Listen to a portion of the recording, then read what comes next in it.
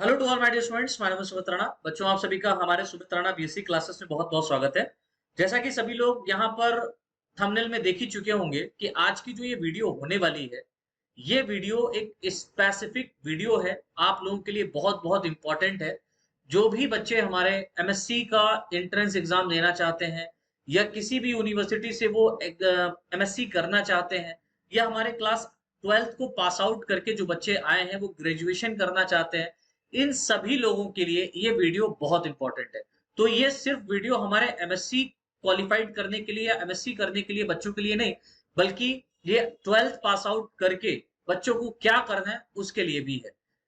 MSc का जो entrance examination आप देंगे वो सीयूईटी के माध्यम से देंगे या इसके क्राइटेरिया के माध्यम इसके अंतर्गत देंगे, जिसका नाम है कॉमन यूनिवर्सिटी एंट्रेंस टेस्ट। ठीक है।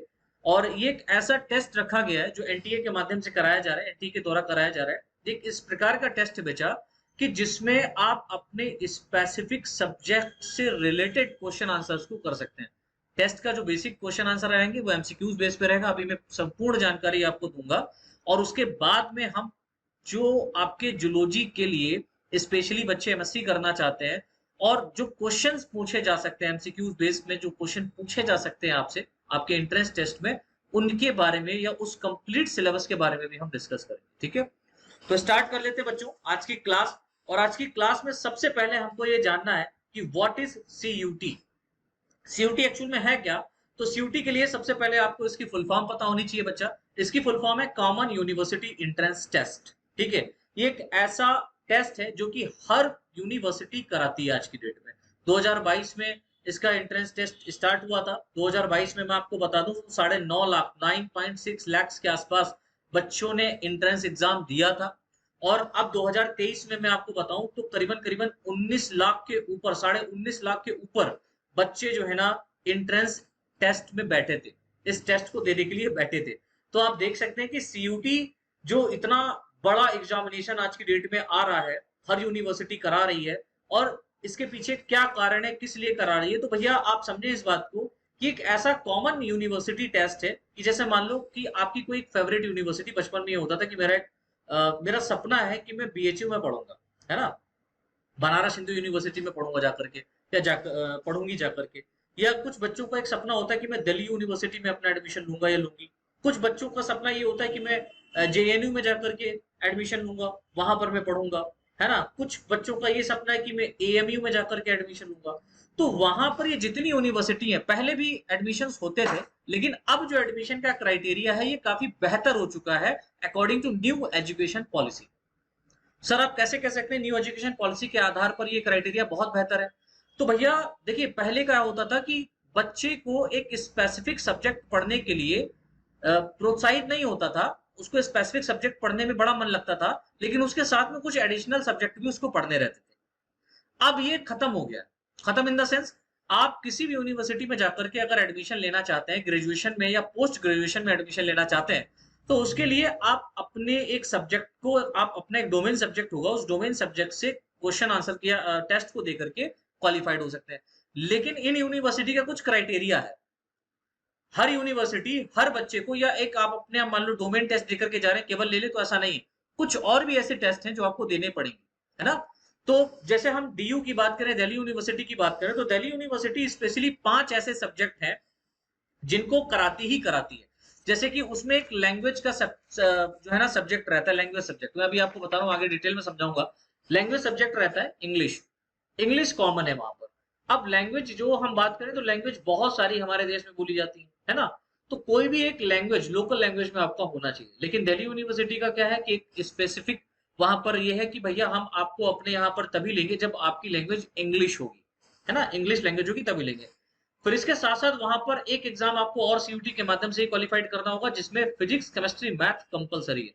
दिल्ली यूनिवर्सिटी वाले कह रहे हैं कि हम आपको तब अपने यहाँ एंट्री देंगे जब आप फिजिक्स केमिस्ट्री मैथ को क्वालिफाइड करके आएंगे। तीसरा यहाँ पर है कि जनरल एप्टीट्यूड, जनरल नॉलेज। ठीक है। जनरल नॉलेज भी आपका क्वालिफाइड होना चाहिए, तभी दिल्ली यूनिवर्सिटी में आप किसी एक स्पेसिफिक सब्जेक्ट से रिलेटेड एंट्री ले सकते हैं या एडमिशन ले सकते हैं। तो ये 5 सब्जेक्ट, जैसे इंग्लिश हो गया, फिजिक्स मैथ केमिस्ट्री, ठीक है, फिजिक्स मैथ केमिस्ट्री 4, और आपका क्या हो गया जनरल एप्टीट्यूड। तो 5 सब्जेक्ट में क्वालिफिकेशन क्वालिफाइड होना ही है, तब जाकर के आप दिल्ली यूनिवर्सिटी में एडमिशन ले पाएंगे। ये बात सीयूटी या ये बात दिल्ली यूनिवर्सिटी या हर कोई यूनिवर्सिटी कह सकती है। और दिल्ली यूनिवर्सिटी नहीं बल्कि ऐसी तमाम 10-12 यूनिवर्सिटी और है जो इस तरीके का क्राइटेरिया उन्होंने रखा है कि आप अगर हमारी यूनिवर्सिटी में पढ़ने आना चाहते हैं तो आपको ये सब्जेक्ट क्वालिफाइड करने होंगे सीयूटी के माध्यम से। ठीक है, अब बात करते हैं कि सीयूटी है क्या एक्चुअल में। तो it is under graduate program for central, state, deemed और प्राइवेट यूनिवर्सिटी। ठीक है, ये एक ऐसा प्रोग्राम है, अंडर ग्रेजुएट प्रोग्राम है जो 12th के बाद भी आप दे सकते हैं। अंडर ग्रेजुएट है ना, तो 12th के बाद आप 12th क्वालिफाइड करने के बाद में ग्रेजुएट करेंगे, फिर पोस्ट ग्रेजुएट करेंगे। तो ग्रेजुएशन और पोस्ट ग्रेजुएशन के लिए ये बच्चे यहाँ पर एग्जामिनेशन दे सकते हैं। ठीक है, फिर वो चाहे सेंट्रल यूनिवर्सिटी के हो, चाहे सेंट्रल बोर्ड के हो, चाहे स्टेट बोर्ड के हो, चाहे डीमेट बोर्ड के हो, या किसी भी प्राइवेट यूनिवर्सिटी के लिए एग्जाम दे सकते हैं। अब बात अगर हमारी हो गई कि सीयूटी, तो हम समझ गए सीयूटी है क्या। अब बात करते हैं कि सीयूटी की बेसिक डिटेल्स क्या है। बच्चों देखिए, ये मैं यहाँ पर जनरल इन्फॉर्मेशन इसलिए आपको प्रोवाइड कर रहा हूँ कि इतना तो आपको पता होना ही चाहिए सीयूटी क्या है। हम अपने देखिए, वैसे तो आपको सबको पता है कि सीयूटी क्या है ना, सबने बड़ा अच्छा नॉलेज लेकर के रखा हुआ है। लेकिन मेरा फर्ज बनता है ना कि कुछ बच्चे ऐसे हैं जो एमएससी एंट्रेंस एग्जाम की प्रिपरेशन करना चाहते हैं, वो डायरेक्ट अपना एडमिशन ले लिए जाकर के यूनिवर्सिटी में, लेकिन उनका सपना था कि मैं दिल्ली यूनिवर्सिटी में जाकर के एमएससी क्वालिफाइड करूंगा अपना, या जेएनयू में जाकर के करूंगा, या एएमयू में जाकर के करूंगा, या बीएचयू में जाकर के अपना एंट्रेंस एग्जाम दूंगा, तब जाकर के मैं क्वालिफिकेशन वहां पर, या मैं एमएससी करूंगा, अपना सब्जेक्ट पर्टिकुलर करूंगा। तो स्पेशली वीडियो तो हमारे एमएससी के बच्चों के लिए ही मैं बना रहा हूँ, जो बीएससी क्वालिफाइड करके एमएससी एंट्रेंस एग्जाम दे करके किसी भी यूनिवर्सिटी से एमएससी करना चाहते हैं उनके लिए। ठीक है, लेकिन ये बेसिक डिटेल, ये बेसिक इन्फॉर्मेशन तो आपको पता ही होनी चाहिए ना, सीयूटी एक्चुअल में है क्या, बेसिक डिटेल्स क्या है सीयूटी की। तो सबसे पहले आप ये समझें कि जो सीयूटी है ये कंडक्ट कौन कराता है ना। तो सीयूटी एग्जामिनेशन एनटीए के द्वारा कंडक्ट कराया जा रहा है। ये एक नेशनल टेस्टिंग एजेंसी है। इसके आधार पर ही बहुत सारे एग्जामिनेशन अब यूपी में स्टार्ट होने वाले, ये पूरे उत्तर मतलब हम कह सकते हैं पूरे इंडिया में लागू किए जाएंगे। ठीक है, इसी के आधार पर चाहे नीट हो, नेट हो, कुछ भी हो, सब एनटीए ही कंडक्ट कराएगा। दूसरी बात आपको पता होनी चाहिए कि जो एग्जाम मोड होगा वो किस प्रकार का होगा। ठीक है, एग्जाम मोड की हम बात करें तो कंप्यूटर बेस्ड टेस्ट होगा। आप अपनी प्रिपरेशन करके जाएंगे, आप जहां भी आपका एग्जाम सेंटर होगा वहां पर बैठेंगे जाकर के, तो कंप्यूटर्स में आपके क्वेश्चंस आएंगे और सेलेक्ट करना पड़ेगा। तो कंप्यूटर बेस्ड टेस्ट है। मीडियम ऑफ पेपर क्या होगा, तो लोकल लैंग्वेज होगा। लोकल लैंग्वेज कहने का मतलब क्या है कि आप जिस लैंग्वेज में देना चाहते हैं, हिंदी में देना चाहते हैं, इंग्लिश में देना चाहते हैं, किसी भी लैंग्वेज में अगर आप ये टेस्ट देना चाहते हैं तो आप उस लैंग्वेज को सेलेक्ट करके उसमें अपनी प्रिपरेशन शुरू कर सकते हैं। लेकिन हम कह रहे हैं कि आप इंग्लिश में ही टेस्ट दें, वो ज्यादा अच्छी है, इंग्लिश में ही अपनी प्रिपरेशन करें, क्योंकि अब आप मास्टरेट डिग्री को क्वालिफाइड करने के लिए जा रहे हैं, मास्टरेट करने जा रहे हैं। आने वाला फ्यूचर, आने वाला टाइम, आने वाली यूनिवर्सिटीज में एडमिशन सब इंग्लिश बेस्ड ही होगा। तो इसलिए मीडियम ऑफ पेपर जो आप अपना चूज करें वो लोकल लैंग्वेज में इंग्लिश लें स्पेशली। वैसे तो लोकल लैंग्वेज यहाँ पर हम बात करें तो बहुत सारी लैंग्वेजेस हैं, अभी मैं बताऊंगा। टाइप ऑफ क्वेश्चन कैसा होगा, तो यहाँ पर एमसीक्यूज बेस्ड होगा। ठीक है, रिटन टेस्ट होगा, एमसीक्यूज बेस्ड यहाँ पर क्वेश्चन आपके पूछे जाएंगे, जिसमें एक क्वेश्चन होगा, उसके 4 ऑप्शन होंगे और एक आपको सही ऑप्शन उसमें सेलेक्ट करना पड़ेगा।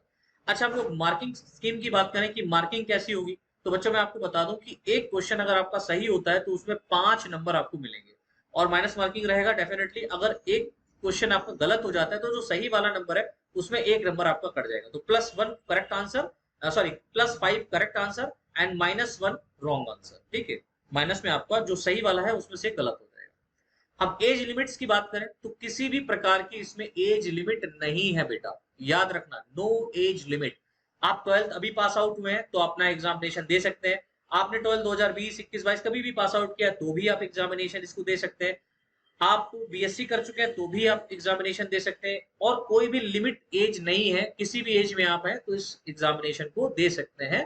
ये एनटीए ने पारित किया है। ठीक है, इसके बाद में आपको कुछ खास बात पता होनी चाहिए कि जैसे कि हमारी एलिजिबिलिटी क्या है, कौन बंदा इस एग्जामिनेशन को कर सकता है।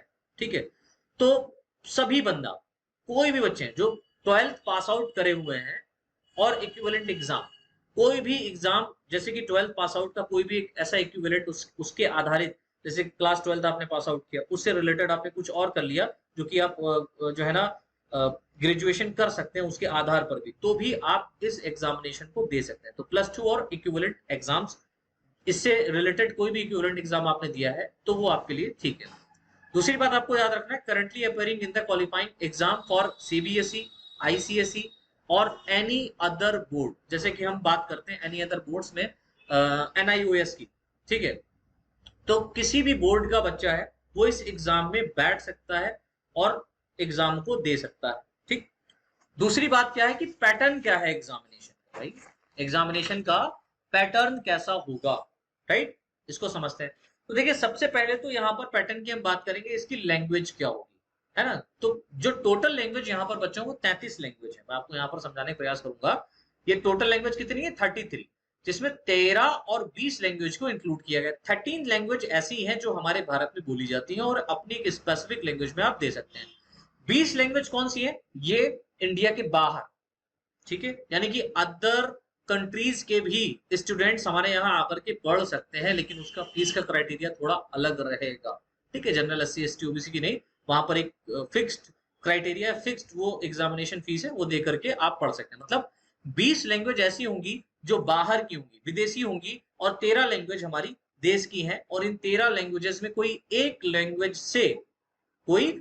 लैंग्वेज से आपको एग्जाम देना पड़ेगा। तो पहला एग्जाम आपकी लैंग्वेज में होगा, और प्रेफर आदमी करता है कि भाई आप इंग्लिश को ही चूज करें, क्योंकि आने वाला टाइम इंग्लिश में ही होने वाला है और इंग्लिश से ही क्वेश्चन, इंग्लिश की ही बात होने वाली है। तो फर्स्ट प्रायोरिटी इंग्लिश को ही दी जा रही है, तो आप भी इंग्लिश को ही चूज करें एग्जामिनेशन में, क्योंकि दिल्ली यूनिवर्सिटी साफ कहता है कि आपको अगर हमारे यहाँ एडमिशन लेना है तो कंपलसरी है कि आपने इंग्लिश में लैंग्वेज क्वालिफाइड किया हो, आपने जो लैंग्वेज का एग्जाम है वो इंग्लिश में क्वालिफाइड किया हो। अच्छा देखिए, जो लैंग्वेज का जो एग्जाम होगा, ठीक है, ये करीबन 45 मिनट का होगा, ठीक है, 45 मिनट फॉर ईच लैंग्वेज। प्रत्येक लैंग्वेज जो है आपकी वहां पर पूछी जाएगी, है ना, शब्दावली पूछी जाएगी, उसका जो टाइम पीरियड है वो 45 मिनट का, पहली बात। दूसरी बात क्या है कि कितने क्वेश्चन आएंगे, तो 50 क्वेश्चन वहां पर आपके लैंग्वेज से पूछे जाएंगे, जिसमें से 40 क्वेश्चन आपको करने हैं, ठीक है। तो 50 में, आउट ऑफ 50 में 40 क्वेश्चन आपको करने हैं, राइट। 50 क्वेश्चंस में 40 क्वेश्चंस आपको करने रहेंगे, इस बात को याद रखना। ये तो हमारा एक पेपर हो गया लैंग्वेज का। दूसरा पेपर हमारा डोमेन स्पेसिफिक सब्जेक्ट बनेगा। डोमेन स्पेसिफिक सब्जेक्ट कहने मतलब क्या होता है, डोमेन स्पेसिफिक सब्जेक्ट मतलब आप किस सब्जेक्ट से करना चाहते हैं। जैसे 27 सब्जेक्ट यहाँ पर दिए गए, 27 सब्जेक्ट्स को यहाँ पर इंक्लूड किया गया बच्चा। अभी 27 सब्जेक्ट में आप कौन से सब्जेक्ट से करना चाहते हैं। जैसे DU की हम बात करें तो दिल्ली यूनिवर्सिटी साफ साफ कहता है कि आपने PCM से क्वालिफाइंग किया हो, तो 3 पेपर आपके क्वालिफाइड हो, फिजिक्स केमिस्ट्री मैथ, इससे तो आपने किया ही किया हो। इसके अलावा अगर आपने बायोलॉजी से भी कर लिया, सो फार सो गुड, है ना। PCMB वाले भी होते हैं कुछ बच्चे, है ना, फिजिक्स केमिस्ट्री मैथ बायोलॉजी वाले होते हैं, जिनके पास चारों सब्जेक्ट होता है। PCM और PCB अलग होता है, ठीक, 3-3 सब्जेक्ट वाले बच्चे होते हैं। तो PCMB वाले भी होते हैं, बायोलॉजी वाला भी, मतलब फिजिक्स भी रहता है, केमिस्ट्री भी रहता है, मैथ भी रहता है, बायोलॉजी भी रहता है उनके पास में। तो दिल्ली यूनिवर्सिटी कहता है कि मेरे यहाँ अगर आपको एडमिशन लेना है तो लैंग्वेज आपकी इंग्लिश होनी चाहिए, उसके साथ साथ डोमेन सब्जेक्ट में आप 3 पेपर क्वालिफाइड करें हो, फिजिक्स केमिस्ट्री मैथ, तब हम आपको एंट्री देंगे। और यही नहीं, अभी और सुनिए, इसके साथ साथ दिल्ली यूनिवर्सिटी ये भी कहता है कि जनरल एप्टीट्यूड का भी आपका नॉलेज होना चाहिए, वो भी क्वालिफिकेशन होना चाहिए।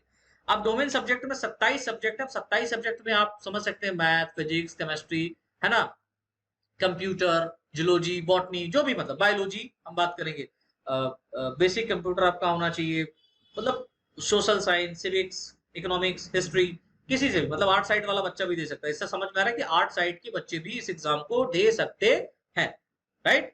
तो 27 सब्जेक्ट में आपके 3 सब्जेक्ट तो कंपलसरी है अगर आप DU में जाना चाहते हैं, लेकिन आप BHU में जाना चाहते हैं तो वहां पर आपने चाहे एक सब्जेक्ट से क्वालिफिकेशन हो, चाहे आप फिजिक्स से हो, चाहे मैथ से हो, चाहे केमिस्ट्री से हो, चाहे बायोलॉजी से हो, चाहे कंप्यूटर से हो, किसी से भी आपने एक सब्जेक्ट क्वालिफाइड करना है, एक सब्जेक्ट क्वालिफाइड करना है। लेकिन DU कहता है कि 3 सब्जेक्ट क्वालिफाइड हो, इसमें कंफ्यूजन मत पालना। BHU में एडमिशन सिंपल है in comparison to DU university, and this university are also affiliated, मतलब और जो यूनिवर्सिटी उनसे भी एफिलिएटेड अगर हैं इस यूनिवर्सिटी से, या इस तरीके का पैटर्न वहां पर है, तो आप इन सब्जेक्ट्स को करेंगे तभी यहाँ पर यूनिवर्सिटी आपको दाखिला देगी, और कट ऑफ बनेगी उसके आधार पर ही आप जाएंगे।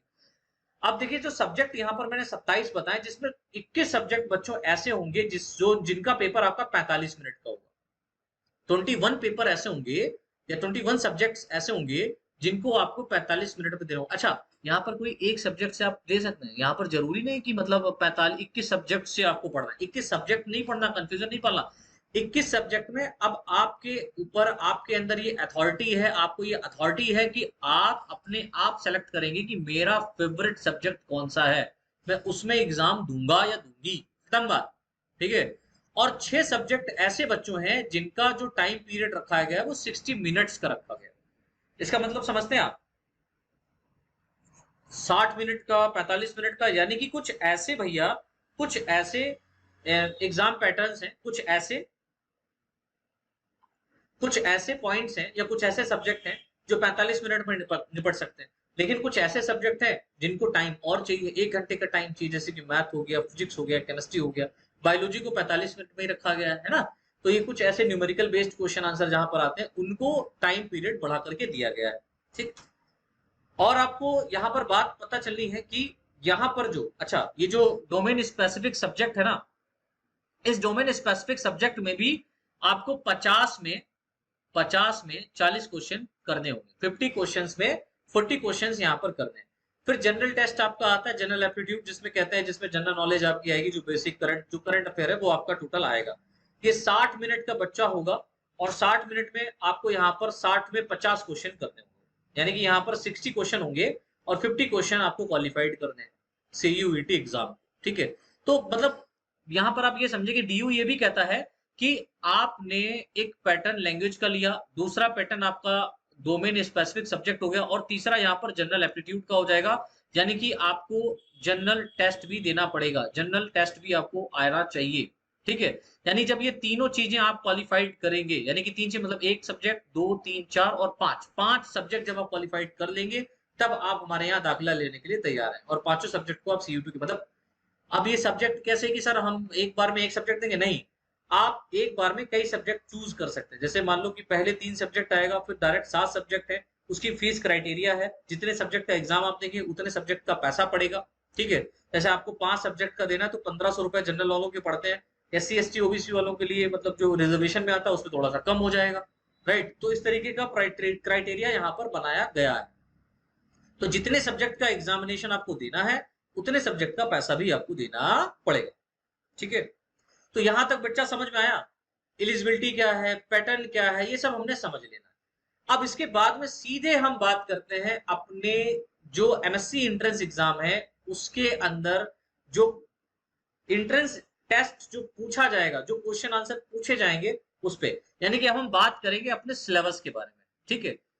तो जितने भी बच्चे यहाँ अभी जुड़े थे, जिन्होंने इस बात को पूरा समझा कि भैया हमारा एग्जाम पैटर्न क्या रहेगा, ठीक है, उन सब चीजों को हमने यहाँ पर क्या किया है, अच्छे से समझ लिया है।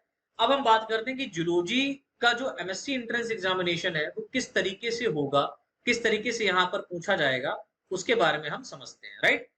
तो फटाफट देख लेते हैं भैया हमारा जो सिलेबस रहेगा, ठीक है, वो कैसा रहेगा। तो जो MSc का बच्चा सिलेबस है, इसमें टोटल 7 यूनिट आपकी रखी गई है और इन 7 यूनिट में कम से कम 101 चैप्टर आपको पढ़ने हैं और इन सभी 101 चैप्टर में 100% हर एक चैप्टर से कोई ना कोई क्वेश्चन आएगा। तो इसलिए बहुत डीप नॉलेज करनी होगी, तब जाकर के आप अपने सब्जेक्ट को, बायोलॉजी सब्जेक्ट को या MSc एंट्रेंस जो आप टेस्ट देने जा रहे हैं, MSc करना जा रहे हैं, उसके लिए एक स्पेसिफिक सब्जेक्ट बायोलॉजी या जूलॉजी को आपको देना पड़ेगा। ठीक है। अपना जूलॉजी में भर सकते हैं एग्जाम। और जैसे ही आप CUT क्वालिफाइड कर लेते हैं तो उसमें ये भी नहीं, अच्छा, एक लैंग्वेज का तो आपको देना ही पड़ेगा, लैंग्वेज का एग्जामिनेशन देना है। BHU ये नहीं कह रहा है कि आपको लैंग्वेज में सिर्फ इंग्लिश देना है, आप हिंदी में भी दे सकते हैं। BHU में हिंदी लैंग्वेज आप दे सकते हैं या इंग्लिश में दे सकते हैं या किसी भोजपुरी में दे सकते हैं, किसी, मतलब हर कोई लैंग्वेज वहां पर है। ठीक है। उसमें आप अपना एग्जामिनेशन दे सकते हैं, BHU अलाउ करता है। इसके अलावा यहाँ पर ये जरूरी नहीं कि आपको 3 सब्जेक्ट कंपलसरी है, फिजिक्स केमिस्ट्री मैथ, इसमें जरूरी नहीं। तो फिजिक्स केमिस्ट्री मैथ, यानी फिजिक्स हो, मैथ हो, केमिस्ट्री हो या बायोलॉजी हो या कंप्यूटर हो, किसी भी 27 सब्जेक्ट में से किसी भी एक सब्जेक्ट से आप क्वालिफाइड हो, आप वहां पर आ सकते हैं, यानी कि आप अपना जूलॉजी से दे सकते हैं एक सब्जेक्ट। दूसरी बात, यहाँ पर किसी भी जनरल एप्टीट्यूड का लेना देना नहीं है, जनरल नॉलेज की कोई रिक्वायरमेंट नहीं है, समझ रहे हैं, यानी कि जनरल नॉलेज का पेपर आपको नहीं देना है। ये कहता है कि ठीक है, आप MSc करना चाहते हैं आप आइए, या आप हमारे यहाँ ग्रेजुएशन करना चाहते हैं आप आइए, हम आपको दाखिला दें। तो BHU में तो सभी लोग जा सकते हैं, लेकिन कट ऑफ के बेस पर ही जाएंगे, वहां पर जितनी सीट निकाली जाएंगी। अब ऐसा नहीं कि 1000 बच्चों ने दिया, सीट 200 है तो 1000 बच्चों को मिल जाएगा, नहीं, उस 1000 बच्चों में जिनके हाईएस्ट नंबर होंगे उनको BHU क्या करेगा, सेलेक्ट कर लेगा। ठीक है। और उसके अलावा अगर मान लीजिए वहां पर बीएचयू में अगर मेन कैंपस में आपको पढ़ना है तो मेन कैंपस में मान लो 200 सीटें 300 सीटें मतलब जो भी सीट्स वहां पर होंगी उसके आधार पर आपको लिया जाएगा। अदरवाइज उससे रिलेटेड अफिलेटेड जो यूनिवर्सिटीज होंगी या कॉलेजेस होंगे वहां पर आप एडमिशन ले सकते हैं वहां के कट ऑफ के आधार पर। ठीक, तो अब हम अपना सिलेबस देख लेते हैं बेटा। डिटेल सिलेबस ये हमारा रहेगा जिसमें हम यूनिट पहली को डिस्कस करने वाले हैं जिसका नाम है सेल स्ट्रक्चर एंड फंक्शन। बहुत इंपॉर्टेंट है। इंट्रेंस एग्जाम में जूलॉजी से अगर आप इंट्रेंस एग्जाम दे रहे हैं तो 100% क्वेश्चन यहाँ से फंसेंगे। तो पहला जो यहाँ पर बच्चा हमारा टॉपिक है जिसका नाम है प्रोकैरियोट्स एंड यूकैरियोट्स। प्रोकैरियोट्स और यूकैरियोट्स के बारे में आपको पता होना चाहिए। ये पहला चैप्टर है, इससे रिलेटेड कुछ क्वेश्चंस बनेंगे, उस पर हम चर्चा करेंगे क्लास में। दूसरा जो हमारा यहाँ पर टॉपिक बनेगा वो है structure and function of cell, यानी कि जो सेल है इसका स्ट्रक्चर और कैसा फंक्शन है उसके बारे में डिटेल में आपको पढ़ना है। जैसे इसमें बायोमॉलिक्यूल्स आपको पढ़ना है, इसमें आपको न्यूक्लियस पढ़ना है, ठीक है, इसमें आपको साइटोप्लाज्म पढ़ना है, इसमें आपको सेल ऑर्गेनेल्स के बारे में भी डिस्कस करना है।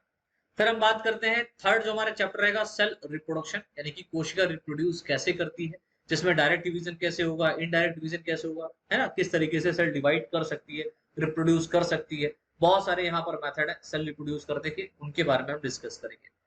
फोर्थ यहाँ पर हमारा जो चैप्टर रहेगा वो रहेगा important terms used in genetic, यानी कि जो जेनेटिक्स हमारा है, जेनेटिक्स हमारा एक चैप्टर पूरा अलग से आता है। तो मेंडल साहब इसके विख्यात प्रचंड विद्वान रह चुके हैं, उन्होंने पूरा यहाँ पर बताया है। और इंपॉर्टेंट जो टर्म्स है, टर्मिनोलॉजी ऑफ जेनेटिक्स, टर्मिनोलॉजी से रिलेटेड भी क्वेश्चन आपके पूछे जाएंगे या आ सकते हैं, तो इसलिए इसको भी कवर और पढ़ना पड़ेगा। पहली यूनिट में आपको ये पढ़ना है। फिर उसके बाद में बच्चों यहाँ पर Mendel's and his law, Mendel के बारे में आपको पढ़ना है, मेंडल की हिस्ट्री के बारे में पढ़ना है, इन्होंने जो अपने लॉज दिए हैं उनके बारे में पढ़ना है, और पोस्ट मेंडलिज्म क्या रहा, मेंडल ने जो अपने लॉ दिए उसके बाद जो चीजें हुई हैं उसके बाद वाली भी बात यहाँ पर हमको करनी है।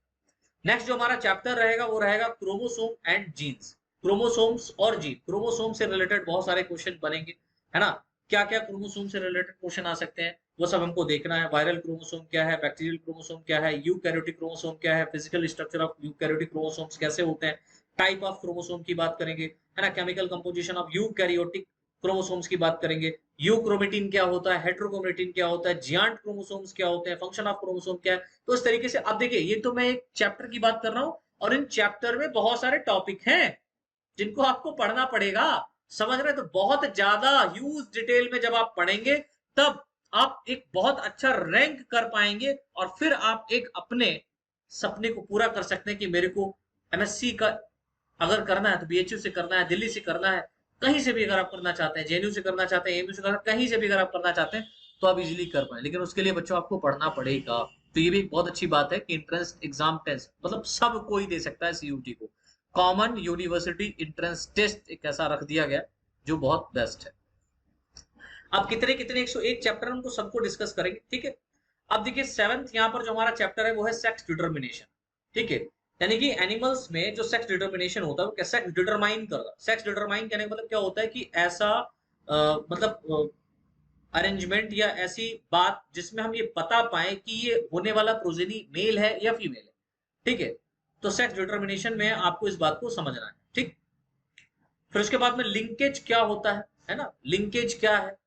फिर सेक्स लिंक्ड इनहेरिटेंस क्या होता है, यानी कि कुछ ऐसे कैरेक्टर होते हैं जो माता पिता से उनकी संतानों में सिर्फ सेक्सुअल मतलब सेक्सुअल क्रोमोसोम्स के कारण ही जाते हैं, जैसे एक्स और वाई, इनके द्वारा ही ये ट्रांसमिट होंगे, जिसको हम लोग बोलते हैं सेक्स लिंक्ड इनहेरिटेंस, ठीक है।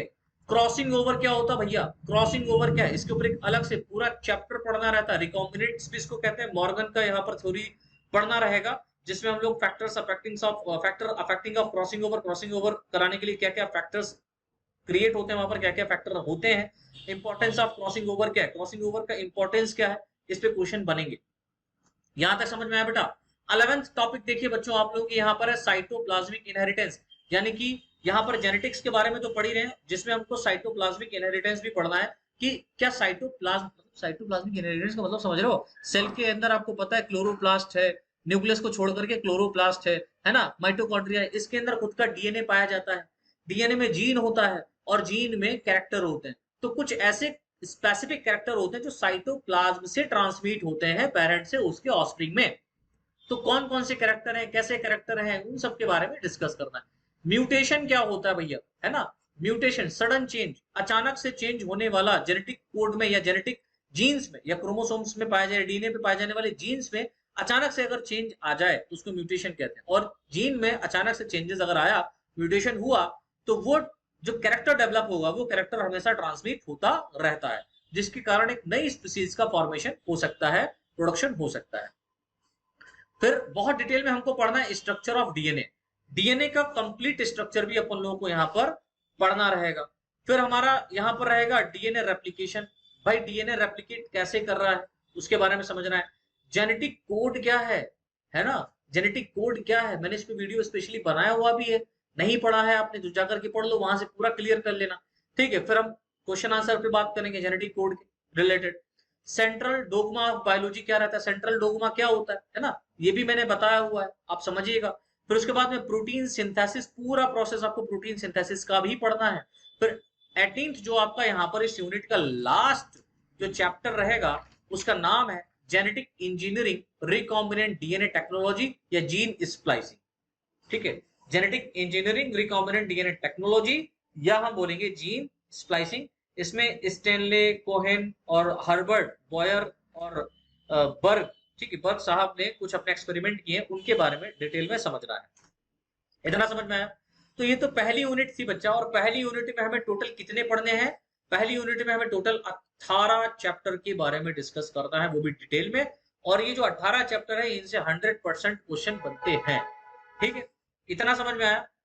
अब देखिए सेकेंड यूनिट जो हमारी है इसको 3 फॉर्म में डिवाइड किया गया है, second unit A, second unit B, second unit C. अभी जो 3 यहाँ पर आपके स्पेशली यूनिट्स दी गई हैं, लाइक सेकेंड यूनिट में 3 फेज दिए गए हैं, इनमें कौन कौन से चैप्टर पढ़ने हैं उसको समझना है। तो देखिए सेकेंड यूनिट का पहला फेज जो हमारा रहेगा जिसमें हम लोग सिस्टमैटिक डिस्कस करेंगे, और इसमें हम स्पेशली देखेंगे नॉन कोऑर्डिनेट्स के बारे में।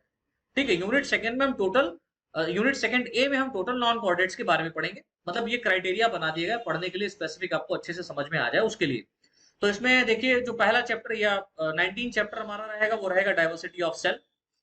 सेल का किस तरीके, diversity of life, sorry diversity of life कर दीजिएगा यहाँ पर, लाइफ का किस तरीके से डाइवर्सिटी हुआ है। फिर हमको यहाँ पर किंगडम प्रोटिस्टा के बारे में पढ़ना है। इसमें किंगडम प्रोटिस्टा में पूरा का पूरा देखिए डाइवर्सिटी ऑफ लाइफ में हम लोग को सिस्टमैटिक्स समझना है, ऑर्डर ऑफ सीक्वेंस क्या है ना, जैसे कि फाइलम किंगडम, है ना, फाइलम किंगडम, किंगडम हो गया, फाइलम हो गया, ऑर्डर जीनस, ये सब किस तरीके से रखेंगे, अरेंजमेंट क्या है, वो सब हमको देखना है। किंगडम प्रोटिस्टा में हमको टोटल यहाँ पर फाइलम प्रोटोजुआ के बारे में डिस्कस करना है। फाइलम प्रोटोजुआ के साथ साथ कुछ इंपॉर्टेंट फैक्ट भी आपको यहाँ पर पढ़ने हैं, लाइफ साइकिल ऑफ अमीबा के बारे में। अमीबा लाइफ साइकिल यानी कि यहाँ पर क्वेश्चन आएंगे, ठीक है, पूछे जाएंगे। Reproduction in paramecium, life history of Monocystis और प्लाज्मोडियम की लाइफ हिस्ट्री, और अब comparison of human species of Plasmodium. Plasmodium का ह्यूमन स्पीसीज में क्या क्या, मतलब ह्यूमन में, मतलब इसका लाइफ साइकिल टोटल हमको देखना है प्लाज्मोडियम का। तो ये पूरा प्रोटिस्टा के अंदर आएगा। तो कुछ प्रोटोजोन्स आपको डिस्कस करने हैं, जैसे अमीबा हो गया, पैरामीशियम होगा, मोनोसिस्टिस हो गया, और आपका प्लाज्मोडियम हो गया। ठीक है, इन प्रोटोजोन्स के बारे में पढ़ना है। और ये मैं देखिए मैं आपको चैप्टर के नाम बता रहा हूँ, और उन चैप्टर के अंदर बहुत सारे कंटेंट हैं जिनको हमें पढ़ना है। ठीक है, बहुत सारा टॉपिक है जो हमको डिस्कस करना है। फिर देखिए 21 जो हमारा चैप्टर है वो है किंगडम एनिमेलिया। किंगडम एनिमेलिया में सबसे पहले हम यहाँ पर किंगडम एनिमेलिया में मेटाजोन्स के बारे में पढ़ेंगे। मेटाजुआ क्या क्या होते हैं या मेटाजुआ क्या है। ठीक है, यहाँ पर एयर और ब्रेथ ऑफ साउल और साउल के बारे में डिस्कस करेंगे। लाइक मेटाजुआ में हम कैरेक्टरिस्टिक ऑफ एनिमेलिया के बारे में देखेंगे। ठीक है, जनरल फीचर्स के बारे में डिस्कस करेंगे एनिमेलिया के, और क्लासिफिकेशन ऑफ किंगडम एनिमेलिया, बस इतना हमको यहाँ पर डिस्कस करना है। फिर 22 क्वेश्चन चैप्टर में हमारा रहेगा किंगडम एनिमेलिया में, जिसको सब किंगडम यहाँ पर दिया गया है पैराजुआ। तो मेटाजुआ में सब किंगडम इंक्लूड किया गया है, कौन सा, पैराजुआ। पैराजुआ में अपन लोगों को क्या क्या पढ़ना है, इसमें पोरीफेरा पढ़ना है। ठीक है, यानी कि पोर बियरिंग्स ऑर्गेनिज्म के बारे में पढ़ना है, और लाइफ हिस्ट्री ऑफ साइक्लोन। पैराजुआ को अलग से ही रख दिया है। फिर उसके बाद में हमारा किंगडम है एनिमेलिया, जिसमें सब किंगडम हमको पढ़ना है, किसको, यू मेटाजुआ। यू मेटाजुआ में स्पेशली हमको सीलन ट्रेड्स के बारे में डिस्कस करना है। तो यहाँ पर मेटाजोन्स में आप एनिमल्स के बारे में पूरा डिस्कस करेंगे, एनिमेलिया के बारे में, किंगडम एनिमेलिया में कौन कौन से एनिमल है उसके बारे में डिस्कस करेंगे। पेराजुआ में बच्चा पूरी फेरा के बारे में डिस्कस करना है आपको डिटेल में, और यू मेटाजुआ में सीलन ट्रेड्स के बारे में आपको पढ़ना रहेगा। ठीक है, सीलन ट्रेड के बारे में पढ़ना रहेगा, जिसको नाइजीरिया के नाम से भी आज की डेट में जानते हैं। ओरल रीड क्या होता है, लाइफ हिस्ट्री ऑफ ओबिलिया, इस पे पढ़ना है स्पेशली। ओबिलिया के बारे में पढ़ना है, ऑरेलिया के बारे में यहाँ पर नहीं पढ़ना, ऑरेलिया से क्वेश्चन नहीं आएगा, चलिए ओबिलिया से आए। ठीक है, तो इस बात को समझ लीजिए। इतना समझ में आया सभी को? तो ये 23rd हमारा चैप्टर है बच्चा, अभी 23वां चैप्टर हमने अभी बात करी। अब देखिए 24th चैप्टर हमारा रहेगा फाइलम प्लेटीहेल्मिंथेस। प्लेटीहेल्मिंथेस को हम लोग फ्लैट वॉर्म्स के नाम से भी जानते हैं। इस फाइलम में जितने भी ऑर्गेनिज्म रखे गए हैं वे सभी के सभी फ्लैट रहते हैं, चपटे क्रमी होते हैं। और इसमें स्पेशली हमको क्या क्या पढ़ना है, तो इसके जनरल फीचर्स के बारे में पढ़ना है, क्लासिफिकेशन के बारे में पढ़ना है, कुछ इंपॉर्टेंट फैक्ट्स हैं वो भी डिस्कस करेंगे, और genetic sorry life history of Fasciola, Fasciola के बारे में आप डिस्कस करेंगे यहाँ पर, और टीनिया। तो दो यहाँ पर आपको पढ़ने हैं फ्लैट वॉर्म, जिनका नाम है फेसियोला। क्या नाम है बेटा? फेशियोला। हिपैटिका इसको कहते हैं। और टीनिया सोलियम, किसके बारे में बात करेंगे? Taenia solium. इनकी लाइफ हिस्ट्री को हम डिटेल में डिस्कस करेंगे और उससे क्वेश्चन बनता है ना। फेशियोला, हिपैटिका और टीनिया सोलियम की लाइफ हिस्ट्री से क्वेश्चन बनता है, तो याद रखना बच्चों। ये कम नहीं है जो मैं चैप्टर बता रहा हूँ, ये सिर्फ इतना यहीं तक सीमित नहीं है, बहुत ब्रॉड सिलेबस है जिसको पढ़ना है अगर एमएससी अच्छे से करना है तो। क्योंकि यूनिवर्सिटी बुद्धुओं को जगह नहीं देगी, यूनिवर्सिटी इंटेलिजेंट को ही बुलाएगी। तो इंटेलिजेंट वही होगा जो क्वालिफाइड हो गया होगा, और क्वालिफाइड करने के लिए आपको पढ़ना पड़ेगा। फिर हम बात करते हैं फाइलम निमेटोडा। निमेटोडा को हम लोग एस्केलमेंथिस के नाम से भी जानते हैं, निमेथेलमेंथिस के नाम से भी जानते हैं, और इसको हेलमेंथिस भी कहते हैं। इसमें स्पेशली एस्केरिस के बारे में आपको डिस्कस करना है। फैक्ट क्या रहेगा? एस्केरिस के बारे में डिस्कस करना है, और इंटेस्टाइनल वॉर्म है स्पेशली, और कुछ इंटेस्टाइनल वॉर्म्स है उनके बारे में डिस्कस करेंगे। फाइलम एनिलिडा की बात करें तो फाइलम एनिलिडा, इसको सेगमेंटेड वॉर्म के नाम से जाना जाता है, जिसको रिंग वॉर्म के नाम से भी जानते हैं। ठीक है, सेगमेंटेड वॉर्म या रिंग वॉर्म के नाम से जानते हैं। ठीक है, तो ये बात आप याद रखिएगा, फाइलम एनिलिडा के अंतर्गत पूछेंगे। ठीक है, फाइलम एनिलिडा के अंतर्गत डिस्कस करेंगे। फिर हम बात करते हैं फाइलम मोलस्का। तो फाइलम मोलस्का में हम बात करेंगे किसकी? फाइलम मोलस्का में, अच्छा फाइलम एनिलिडा में हम किसको डिस्कस करेंगे? तो फाइलम एनिलिडा में हम लोग को स्पेशली यहाँ पर नेरिस के बारे में पढ़ना है। किसके बारे में? यहाँ पर एस्केरिस पढ़ना है। ठीक है, यहाँ पर हम पढ़ेंगे नेरिस के बारे में। ठीक है, नेरिस में हेट्रोनेरिस और ये सब वगैरह वगैरह आता है। लीच के बारे में पढ़ना है। ठीक है, हिरुडिनेरिया इसको कहते हैं, लीच जोक जिसको कहते हैं, और अर्थवॉर्म, फेरिथिमा पोस्टुमा, अर्थवॉर्म, ये तीन एनिलिड्स को पढ़ना है। मोलस्क में आपको स्पेशली यहाँ पर जनरल कैरेक्टर, क्लासिफिकेशन, ये सब तो पढ़ना ही है। इसके अलावा आपको पाइला के बारे में डिस्कस करना है। ये सब बीएससी में आप लोग पढ़ चुके होंगे, ठीक है, सब पढ़ाया हुआ है, तो इसलिए आपको ज्यादा दिक्कत नहीं होगी, बस क्वेश्चन आपको सॉल्व करने रहेंगे। पाइला के साथ साथ आपको यहाँ पर यूनियो एक ऑर्गेनिज्म है, उसके बारे में पढ़ना है, और जिसको हम लोग लेमलिडेंस के नाम से भी जानते हैं, यूनियो। फिर हम लोग बात करते हैं फाइलम आर्थ्रोपोडा की। 28 हमारा चैप्टर है फाइलम आर्थ्रोपोडा। फाइलम आर्थ्रोपोडा में जनरल कैरेक्टर, क्लासिफिकेशन वगैरह वगैरह ये सब तो अपन लोगों को देखना ही देखना है, लेकिन इसके साथ साथ बेटा आपको यहाँ पर पेरीप्लेनेटा अमेरिकाना, लाइक हम बात करते हैं किसकी? कॉकरोच की, कॉकरोच की, इसके बारे में आपको पढ़ना पड़ेगा। और इसके साथ साथ पेलेमॉन के बारे में भी आपको डिस्कस करना पड़ेगा। What is the meaning of palaemon? Palaemon मतलब झींगा मछली, झींगा के बारे में पढ़े हो ना, उसके बारे में देखना है। फिर 29th जो हमारा चैप्टर रहेगा वो रहेगा फाइलम इकाइनोडर्मेटा, यानी कि सारे फाइलम को आपको डिस्कस करना है। इसको स्पाइनी स्किन्ड कहते हैं, यानी इसकी जो स्किन होती है वो स्पाइनी होती है। कैसी होती है? स्पाइनी। बोले तो स्पाइन्स पाए जाएंगे बॉडी पर। जनरल हिस्ट्री, क्लासिफिकेशन, करेक्टर, सब कुछ तो देखना है। इसके साथ साथ यहाँ पर जो आपको ऑर्गेनिज्म पढ़ना है उसका नाम है एस्टेरियाज। एस्टेरियाज इसको हम लोग बेटा सी स्टार के नाम से भी जानते हैं। ठीक है, एस्टेरियाज को हम क्या कहते हैं ना? सी स्टार। अच्छा, इसके अलावा कुछ माइनर फाइलम भी है 30 में, माइनर फाइलम कुछ चैप्टर हमको देखने हैं, जैसे कि फाइलम ब्रायोजुआ पढ़ना है। ठीक है, फाइलम ब्रायोजुआ, फाइलम फोरोनिडा, फाइलम कीटोग्नेथा, है ना, फाइलम कीटोग्नेथा, इसको एरोवॉर्म्स के नाम से जानते हैं। तो कुछ ऐसे छोटे छोटे माइनर फाइलम से जो जो अपनी जगह अलग डिजर्व करते हैं, इसलिए उनको वहां से हेमिकॉर्डेटा से या एकानोडर्मेटा से निकाल करके एक अन्य फाइलम, एक छोटे से फाइलम में इनको रख दिया। ठीक है, तो इनके कुछ जनरल फीचर्स वगैरह देखना है, इसके अलावा कुछ नहीं।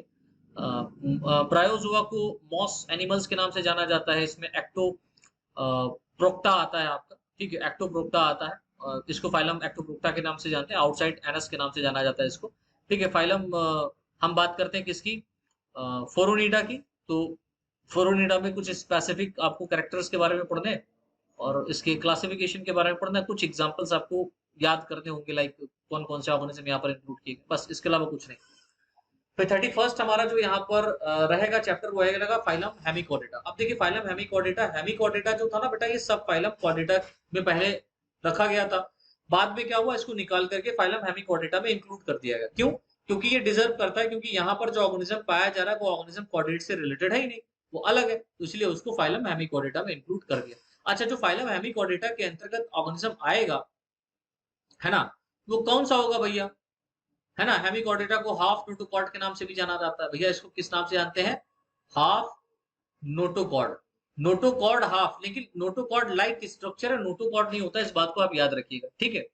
इसको पेरिकॉर्डेट्स के नाम से भी जानते हैं, इसको स्टोमोकॉर्डेटा भी कहते हैं। स्टोमोकॉर्डेटा, पेरिकॉर्डेट्स, ये फाइलम हेमिकॉर्डेटा का ही नाम है। हाफ नोटोकॉर्ड इसी को ही कहते हैं। अच्छा, इसमें पढ़ना किस ऑर्गेनिज्म को? तो इसमें आपको बेलेनोग्लॉसस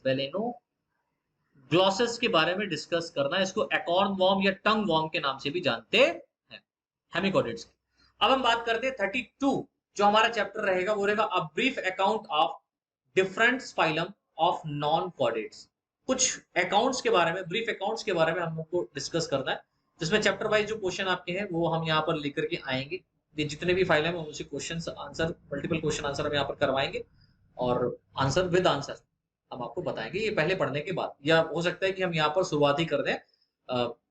अब जाहिर सी बात है, ये वीडियो अब तय करेगी बेटा, आपके प्यार और सपोर्ट का ही डिपेंड रहता है कि क्लासेस स्टार्ट होनी चाहिए कि नहीं होनी चाहिए, आनी चाहिए कि नहीं आनी चाहिए। सीयूटी का एग्जाम एमएससी एंट्रेंस के लेवल पे बच्चे करना देना चाहते हैं कि नहीं देना चाहते हैं, ये सब तय करेगा आपके प्यार और सपोर्ट पर। आप जितना ज्यादा लाइक, जितना ज्यादा शेयर, जितना ज्यादा कमेंट्स करेंगे, उतनी जल्दी हम यहाँ पर इन क्लासेस को लेकर के आने वाले हैं। अब आपका एसआरबीएससी क्लासेस एंट्रेंस एग्जाम की प्रिपरेशन भी कराना शुरू कर रहा है, जो ग्रेजुएशन लेवल के बाद में या ग्रेजुएशन लेवल पर है, ठीक है, या पोस्ट ग्रेजुएशन लेवल पर है, ठीक है। तो ये तो बात हो गई हमारी बेटा यूनिट सेकंड ए की। अब हम बात करते हैं यूनिट सेकंड बी। तो यूनिट सेकंड बी में आपका सिस्टमेटिक रखा गया है, जिसमें कोऑर्डिनेट्स के बारे में पढ़ना है स्पेशली, ठीक है। तो 33rd जो हमारा चैप्टर रहेगा वो रहेगा फाइलम कोऑर्डिनेटा। फाइलम कोऑर्डिनेटा में स्पेशली आपको किंगडम एनिमलिया के बारे में पूरा डिस्कस करना है, और जो हमारा ग्रुप प्रोटोकोऑर्डिनेटा है इसको देखना है, ठीक है। ग्रुप प्रोटोकोऑर्डिनेटा और ग्रुप यूरोकोऑर्डिनेटा, ये सब हम डिस्कस करेंगे यहाँ पर। तो प्रोटोकोऑर्डिनेटा में क्या क्या आपको पढ़ना है, तो यहाँ पर सब फाइलम यूरोकोऑर्डिनेटा और सब फाइलम सिफिलोकोऑर्डिनेटा के बारे में डिस्कस करना है। तो यहाँ पर दो सब फाइलम आपके रखे गए हैं। पहला सब फाइलम कौन सा है? यूरोकोऑर्डिनेटा। यूरोकोऑर्डिनेटा मैं आपको बता दूं, और यूरोकोऑर्डिनेटा में आपको यहाँ पर स्पेशली क्या पढ़ना है, ये ट्यूनिकेट्स होते हैं। स्पेशली आपको यहाँ पर जो पढ़ना रहेगा वो हर्डमानिया के बारे में पढ़ना रहेगा, हर्डमानिया, ठीक है, जिसको ट्यूनिकेट कहते हैं। और जो सब फाइलम ग्रुप प्रोटोकोऑर्डिनेटा में सब फाइलम यहाँ पर इंक्लूड किया गया है, कौन सा? सिफेलोकोऑर्डिनेटा। सिफेलोकोऑर्डिनेटा। तो सिफेलोकोऑर्डिनेटा में बेटा आपको पढ़ना है ब्रांकियोस्टोमा, ब्रांकियोस्टोमा, ठीक। तो ब्रांकियोस्टोमा से रिलेटेड जो क्वेश्चन बन सकते हैं वो यहाँ पर हम पढ़ाएंगे। फिर उसके बाद में आपका जो सब फाइलम यूरोकोऑर्डिनेटा, सिफेलोकोऑर्डिनेटा ग्रुप प्रोटोकोऑर्डिनेटा का अंतर्गत आ गया, और ग्रुप जो कोऑर्डिनेटा है, ठीक है, यू कोऑर्डिनेटा की हम बात करें, ग्रुप प्रोटोकोऑर्डिनेटा, ग्रुप यू कोऑर्डिनेटा। तो ग्रुप यू कोऑर्डिनेटा में आपका रखा गया है 35th हमारा कौन सा चैप्टर? सब फाइलम वर्टिब्रेटा, जिसमें डिवीजन एग्नेथा के बारे में सबसे पहले डिस्कस करेंगे। अब जो यहाँ पर डिवीजन एग्नेथा है ना बच्चा, इसमें जॉलेस फिशेस को इंक्लूड किया गया है। कौन सी फिशेस को रखा गया? एग्नेथा में जॉलेस फिश को इंक्लूड किया गया है, ठीक है। इसमें पूरी हमको ऑस्ट्रेकोडर्मी, साइक्लोस्टोमेटा, इनके बारे में, क्लास ऑस्ट्रेकोडर्मी, क्लास साइक्लोस्टोमेटा, इनके बारे में डिस्कस करना है, ठीक है। लिविंग फॉसिल्स कहते हैं क्लास साइक्लोस्टोमेटा को। और वहीं पर हम लोग क्लास ऑस्ट्रेकोडर्मी की बात करें तो इसमें एक्सटिंक्ट आर्मर्ड्स को रखा गया है, स्पेशली फिशेस के बारे में डिस्कस करेंगे।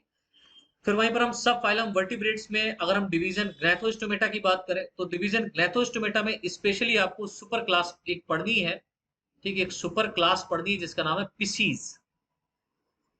इसमें आपको उन फिशेस के बारे में पढ़ना है जो आज की डेट में है, जैसे क्लास प्लेकोडर्मी, क्लास कॉन्ड्रिक्थीज, है ना, और क्लास ऑस्ट्रिकथीज।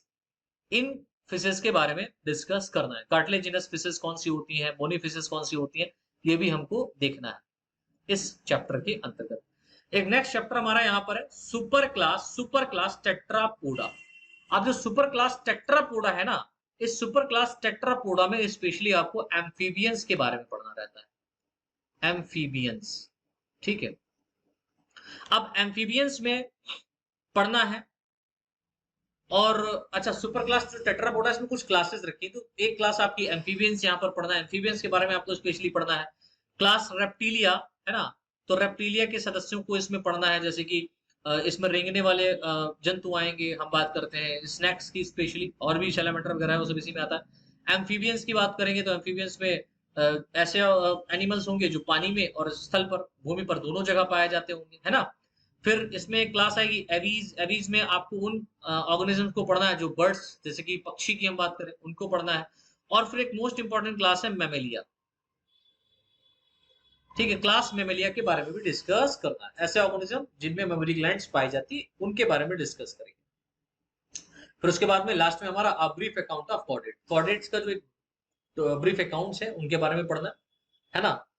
इसके साथ साथ फिर हम बात करेंगे इनसे, इस यूनिट से रिलेटेड, मतलब unit second B systematic coordinate से रिलेटेड जो मल्टीपल्स क्वेश्चन आंसर बन सकते हैं, एमसीक्यूज क्वेश्चन बन सकते हैं, टोटल कितने बन सकते हैं, कैसे कैसे क्वेश्चन आ सकते हैं, उन पे चर्चा करेंगे विद आंसर, विद एग्जांपल, और अच्छे से पढ़ेंगे। ठीक है, यहां तक समझ में आया बच्चों? तो यूनिट सेकंड का बी भी हमारा चैप्टर खत्म करता है। फिर यूनिट सेकंड का जो सी है, यूनिट सेकंड में जो सी कैटेगरी यहाँ पर दिया गया है, जिसमें कंपैरेटिव एनाटॉमी के बारे में डिस्कस करना है स्पेशली, ये सिस्टमैटिक में ही आता है, आपके सिस्टमैटिक के ही अंतर्गत इंक्लूड किया गया है, जिसमें कंपैरेटिव एनाटॉमी पढ़ना है। अब देखिए, सबसे पहला जो चैप्टर हमारा है वो इंटीग्यूमेंट सिस्टम का है, जिसको स्किन और इट्स डेरिवेशंस, डेरिवेटिव्स के बारे में पढ़ना है। ठीक है, इसमें स्किन वगैरह पढ़ना है। एंडो स्केलेटन में आपको क्या पढ़ना है, इसमें axial skeleton, appendicular skeleton, function of endo skeleton क्या क्या है उसको पढ़ना है। एंडो मतलब अंतः कंकाल। डाइजेस्टिव सिस्टम आपको डिस्कस करना है, इसमें एलिमेंट्री कैनाल्स को डिस्कस करना है, माउथ टू एनस पोर्शन पूरा पढ़ना है। ठीक है, इसके साथ साथ जो एसेसरी ग्लैंड्स यहाँ पर है, डाइजेस्टिव ग्लैंड्स, उनके बारे में पढ़ना है, लीवर, पेनक्रियास, सैलिवरी ग्लैंड्स, ये सब देखना है। फिर हम बात करते हैं रेस्पिरेटरी सिस्टम की, मतलब सांस लेने और छोड़ने की प्रोसेस में इसमें रेस्पिरेटरी ऑर्गन को देखना है, लाइक लंग्स के बारे में देखना है, ट्रैकिया देखना है, लैरिंग्स देखना है, और रेस्पिरेटरी जो ट्रैक्ट है उसके बारे में समझना है। सर्कुलेटरी सिस्टम में आपको क्या पढ़ना है, इसमें आपको ब्लड पढ़ना है, ब्लड से क्वेश्चन आपका आएगा, ब्लड वेसल से क्वेश्चन आता है, हार्ट से बहुत सारे क्वेश्चन यहाँ पर बनते हैं, और आर्टिक आर्च और इनवर्टिब्रेट, आर्टिक आर्च क्या होता है वर्टिब्रेट्स में, उसको यहाँ पर डिस्कस करेंगे। 44th जो हमारा चैप्टर है उसका नाम है यूरोजेनाइटल सिस्टम, जिसमें हम लोग स्पेशली एक्सक्रीटरी सिस्टम की बात करेंगे। एक्सक्रीटरी सिस्टम भी कहो या यूरिनोजेनाइटल सिस्टम की बात करें, इसमें हमको स्पेशली किडनी के बारे में पढ़ना है। किसके बारे में पढ़ना है बेटा? किडनी के बारे में पढ़ना है, टाइप ऑफ किडनी के बारे में पढ़ना है, टाइप ऑफ किडनी कितने प्रकार की हो सकती है डिफरेंट ऑर्गेनिज्म में, यूरिनरी ब्लैडर क्या होता है, यूरेथ्रा क्या होता है, और गोनेड एंड देयर डक्ट्स, यहाँ पर जो गोनेड्स स्पेशली आसपास पाए जा रहे हैं वो, और इनसे रिलेटेड जो डक्ट्स हैं उनके बारे में डिस्कस करना है यूरिनोजेनाइटल सिस्टम में। 45th जो चैप्टर हमारा रहेगा वो रहेगा ब्रेन, जिसको एनसेफेलॉन के नाम से जानते हैं। ब्रेन में हमको fore brain, mid brain, hind brain, तीनों ब्रेन के बारे में, जो पार्ट ऑफ ब्रेन है उसके बारे में डिटेल में समझना है। 46 जो हमारा चैप्टर रहेगा वो रहेगा सेंस ऑर्गन। सेंस ऑर्गन में हम लोगों को ईयर के बारे में पढ़ना है, आई के बारे में पढ़ना है, ये हमारी सेंस ऑर्गन है, इसके बारे में डिस्कस करना है। एंडोक्राइन ग्लैंड्स में स्पेशली आपको एंडोक्राइन ग्लैंड्स के बारे में पढ़ना है, जैसे कि जो हार्मोन सेक्रेट करती है, लाइक पिट्यूटरी ग्लैंड्स हो गई, इसको हाइपोफाइसिस भी कहते हैं, थायराइड ग्लैंड हो गई, पैराथायराइड ग्लैंड हो गई, पैनक्रियाज हो गया, एड्रिनल ग्लैंड हो गया, गोनेट्स हो गए, इनसे भी बहुत सारे हार्मोन सेक्रेट होते हैं। इन सब के बारे में कौन कौन से क्वेश्चन बन सकते हैं, कहां से आ सकते हैं, वो समझना। और फिर उसके बाद में 48 जो चैप्टर हमारा रहेगा वो कंपैरेटिव अकाउंट्स रहेगा ऑफ डिफरेंट एनिमल टाइप। ठीक है, डिफरेंट एनिमल्स में कौन कौन से कंपैरेटिव अकाउंट्स देखना है, जैसे कि इसमें general character, integument and it's derivatives देखना है, स्कल्स के बारे में देखना है, वर्टिब्री के बारे में देखना है, स्टर्नम बोन है जो या रिब्स है उसके बारे में देखना है, पेक्टोरल गर्डल के बारे में समझना है, पेल्विक गर्डल के बारे में समझना है, फोर लिम्स क्या होते हैं, हैंड लिम्स क्या होते हैं, डाइजेस्टिव सिस्टम किस किस ऑर्गेनिज्म में कैसा कैसा पाया जा सकता है, ये सब पढ़ना है डिटेल में, कहने का अर्थ है। ठीक है, फिर उसके बाद में बेटा हमारी एक नई यूनिट आती है जिसका नाम है यूनिट थर्ड, जिसमें वर्टिब्रेट की फिजियोलॉजी एंड बायोकेमिस्ट्री के बारे में डिस्कस करेंगे। तो यूनिट थर्ड हमारी कौन सी रहेगी? Vertebrate physiology and biochemistry. ठीक है, इसमें आपको प्रोटोप्लाज्म के बारे में पढ़ना है। तो देखिए, पढ़ना बहुत है बेटा, ठीक, तो बोर मत होना, इंटरेस्ट होकर के पढ़ो। विश्वास दिलाता हूं, अगर आपका सपोर्ट और प्यार बना रहा, सारा का सारा यहाँ पर एग्जामिनेशन आपका कंडक्ट कराया जाएगा एमएससी के लिए, पूरा का पूरा एंट्रेंस एग्जाम पढ़ाया जाएगा और आप अच्छा स्कोर करेंगे। ऐसी में ईश्वर से ही प्रार्थना करूंगा, और आप अच्छे से पढ़ के जाएंगे तो दुआ तो 100% लगेगी ही लगेगी। और अपने आप को ये नहीं सोचना कि मैं अभी एग्जाम देने जाऊंगा तैयारी करके तो मेरा हो जाएगा, ऐसा नहीं। आप सिर्फ एग्जाम देने के लिए, जो भी बच्चे एंट्रेंस एग्जाम की प्रिपरेशन करते हैं देते हैं, वो सिर्फ इस बात को सोच के दें कि वो सिर्फ अपने आप को माप रहे हैं कि पूरे सत्र उन्होंने क्या तैयारी करी। और तैयारी करने के लिए आपको मेहनत ही करनी पड़ेगी। मेहनत खेत में जाकर के या घर बना करके नहीं, बल्कि पढ़ाई करके अपने आप को रमा करके करनी है। ठीक है, अपने आप को रगड़ना पड़ेगा बेटा, तब आप मेहनत कर पाएंगे। ठीक है, तो प्रोटोप्लाज्म के बारे में समझना है, एंजाइम्स क्या होते हैं, विटामिन क्या होते हैं, कोलॉइड्स क्या होते हैं, हाइड्रोजन आयंस और कंसंट्रेशन कैसे होगा, सेलुलर रेस्पिरेशन कैसे होगा, इन सब के बारे में देखना है, बड़ा इंपॉर्टेंट है। ये मैं चैप्टर के बारे में बता रहा हूँ, इनके अंदर बहुत सारी चीजें हैं। चैप्टर 55 रहेगा रोल ऑफ एटीपी। एटीपी का रोल क्या रहता है दैनिक जीवन में, फेरोमोन्स क्या होते हैं, न्यूरॉन्स क्या होते हैं, होम्योस्टेसिस क्या होता है। ठीक है, फिर आस्मो रेगुलेशन प्रोसेस कैसे होगा, इसके बारे में समझना है। एक्टिव ट्रांसपोर्ट, पैसिव ट्रांसपोर्ट कैसे हो रहा है, इसके बारे में देखना है। और ऑर्गेनिक मॉलिक्यूल्स कैसे हैं, ऑर्गेनिक मॉलिक्यूल्स क्या है, जैसे कि हम कार्बोहाइड्रेट की बात करें, है ना, मोनोसेक्राइड, है ना, disaccharide, oligosaccharide, polysaccharide, lipid, fatty acid, essential fatty acid, classification of lipid क्या, प्रोटीन क्या है, अमीनो एसिड्स क्या है ना, इन सब के बारे में डिस्कस करेंगे। ये आपके ऑर्गेनिक मॉलिक्यूल्स के अंतर्गत आते हैं। इसके बाद में हमारी यूनिट 4 है बेटा, जिसमें एम्ब्रियोलॉजी के बारे में आपको डिस्कस करना है, भ्रूणीय विज्ञान के बारे में डिस्कस करना है। इससे भी रिलेटेड बहुत सारे क्वेश्चन बनते हैं। देखिए 62 जो हमारा यहाँ पर, यानी कि 62वां जो चैप्टर यहाँ पर है वो है गैमेटोजेनेसिस से रिलेटेड। और गैमेटोजेनेसिस में बहुत ज्यादा पढ़ना है आपको, इसमें स्पर्मेटोजेनेसिस पढ़ना है, ठीक है, स्पर्म्स का स्ट्रक्चर पढ़ना है, oogenesis पढ़ना है, एग का स्ट्रक्चर पढ़ना है, ठीक है, और एग एनवेलप क्या होता है उसके बारे में भी डिस्कस करना है, कौन कौन से हार्मोन सेक्रेट होता है, किस तरीके से होता है, ये सब डिटेल में जाएंगे। तब जाकर के आप एक बहुत सारे बेसिक क्वेश्चन से जब डिटेल में पढ़ोगे ना, तब जाकर के आप बहुत सारे क्वेश्चंस को आसानी से कर पाओगे बेटा, और ये मन से पढ़ना है। 63rd हमारा जो चैप्टर है वो है फर्टिलाइजेशन। फर्टिलाइजेशन किस तरीके से होता है, फर्टिलाइजेशन का प्रोसेस क्या है, वो सब देखना है। इसमें सिंगेमी वगैरह प्रोसेस रहता है। अर्ली एम्ब्रियोनिक डेवलपमेंट कैसे होगा, फिर early embryonic development in frog, frog में अर्ली एम्ब्रियोनिक डेवलपमेंट कैसे होगा वो देखना है। मेटामॉर्फोसिस इन एसिडियंस, जैसे कि हर्डमानिया में, या मेटामॉर्फोसिस कैसे हो रहा है हर्डमानिया में। इसके देखिए हर्डमानिया में मेटामॉर्फोसिस एक तो रेट्रोग्रेसिव मेटामॉर्फोसिस होता है, स्पेशली एसिडियंस में रेट्रोग्रेसिव मेटामॉर्फोसिस। ये क्या होता है, ये ऐसा मेटामॉर्फोसिस होता है बेटा जिसमें एडवांस कैरेक्टर से ये लेस कैरेक्टर में चला जाता है। जैसे मेटामॉर्फोसिस कहने का मतलब तो आप समझते हो भाई, ऐसा एक ऑर्गेनिज्म है जिसके अंदर बहुत ही प्रिमिटिव स्ट्रक्चर्स पाए जा रहे हैं, वो मेटामॉर्फोसिस करके एडवांस स्ट्रक्चर में चेंज हो जाए, इसको हम लोग बोलते हैं प्रोग्रेसिव मेटामॉर्फोसिस। लेकिन बात आ जाए रेट्रोग्रेसिव मेटामॉर्फोसिस की, तो क्या होगा भाई, कोई एक ऐसा लार्वा है, कुछ ऐसा ऑर्गेनिज्म है जो बहुत डेवलप है, लेकिन वो जब मेटामॉर्फोसिस करता है, अपने एडल्ट में जाना जाता है, तो बहुत ही प्रिमिटिव हो जाता है।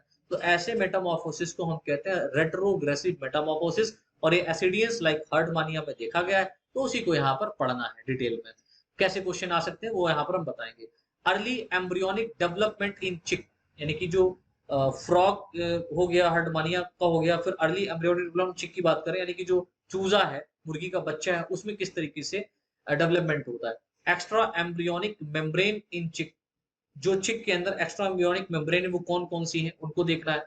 Extra embryonic membrane in human, human में कौन कौन सी हो सकती है, उनका क्या काम होता है, क्या क्वेश्चन बन सकता है वो देखेंगे। प्लेसेंटेशन किसे कहते हैं, प्लासेंटा कितने प्रकार का होता है, किस तरीके का होता है, ये सब हमको देखना है।